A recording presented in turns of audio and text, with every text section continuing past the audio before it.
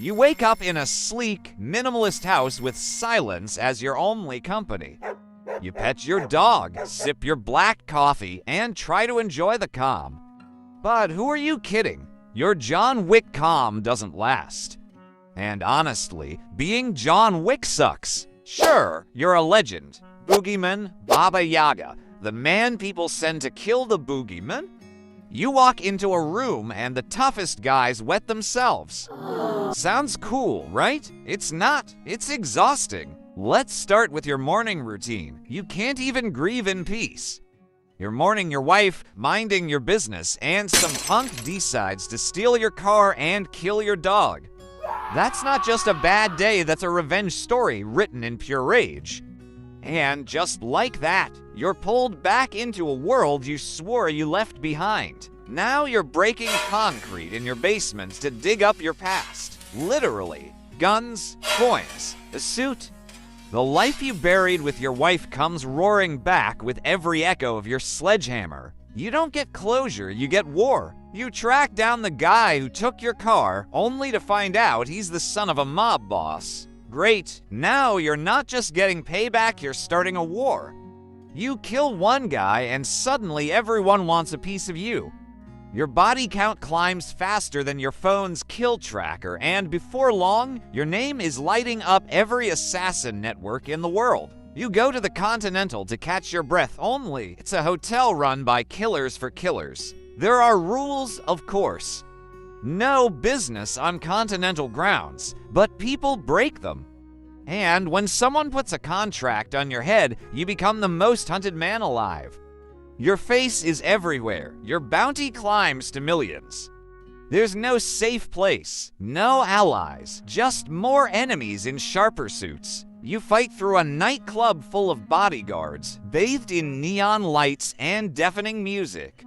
You shoot, stab, and choke your way through dance floors and locker rooms. Blood mixes with bass drops. That's your new rhythm. You get ambushed in museums, on subways, and through art exhibits. You kill people with knives, guns, pencils, yes, pencils.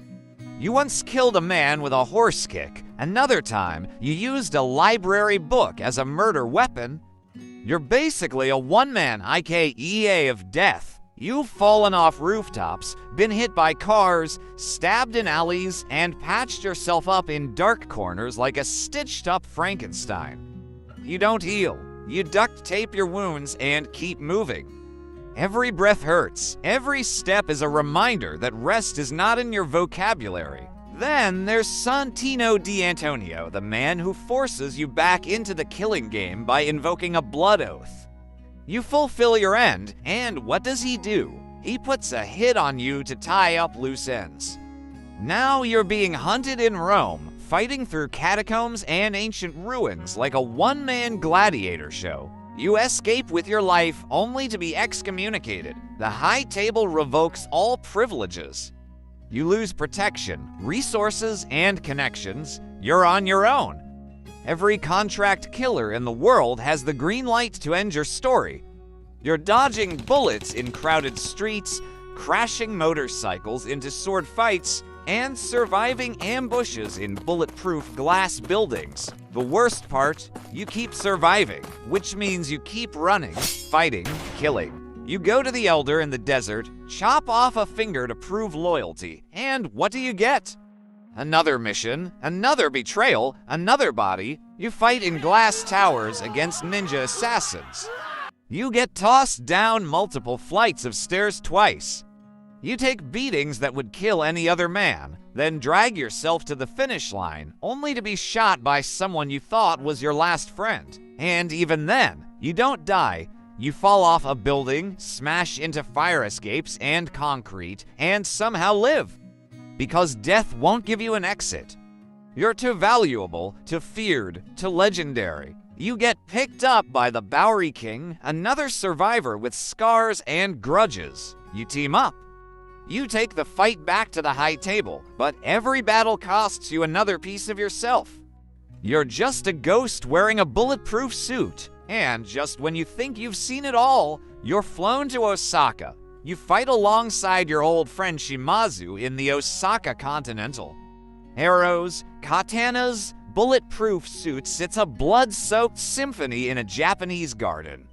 Shimazu dies, his daughter fights on, and you just keep killing. Then you're back in New York, dodging bounty hunters left and right. You get into a car chase around the Arc de Triomphe, but this isn't Fast and Furious. This is bumper cars with assault rifles. You're dodging traffic while doing headshots out the window like it's just another Tuesday. And the stairs. Don't even get me started on the stairs in Paris. You're almost at the Sacre-Cœur for your final duel, and some gang of contract killers knocks you down hundreds of steps. You tumble like a ragdoll, bones cracking on stone, and what do?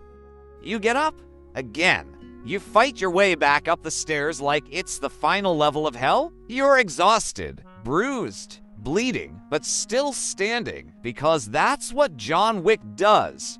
He survives, no matter how much it hurts, no matter how alone he is. Your last stand is a duel at sunrise against Kane, a blind assassin who's just as tired and dangerous as you. You take bullets, you bluff your way through. You outlast him, and in the end, you finally get your peace. But even then, it's only in death. You collapse on the steps, the sun rising on your broken body. But before that final breath, you remember it all: every dog, every friend lost, every broken bone. Winston, who betrayed you, the Bowery King, who rebuilt you, the Marquis, who used every rule against you.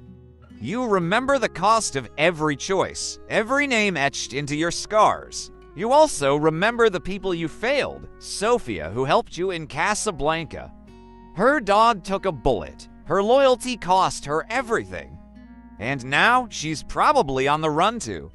You dragged everyone you love into this bloody chess game. You remember the markers, the blood oaths, the favors that came with no mercy.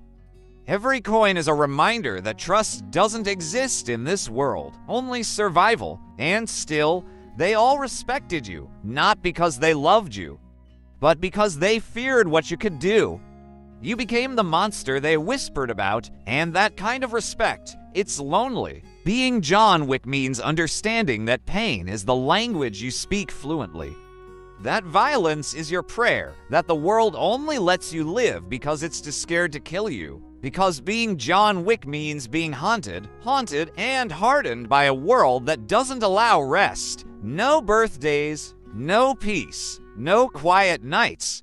Just names on a list, weapons in your hands, and another day wondering who's coming through the door. So yeah, being John Wick might sound legendary. You're a walking myth, an unstoppable force, but in reality, you're a man mourning in motion, bleeding across continents, dragging your pain from city to city with nothing but vengeance to keep you standing. Because being John Wick isn't just exhausting, it's endless. And that really sucks.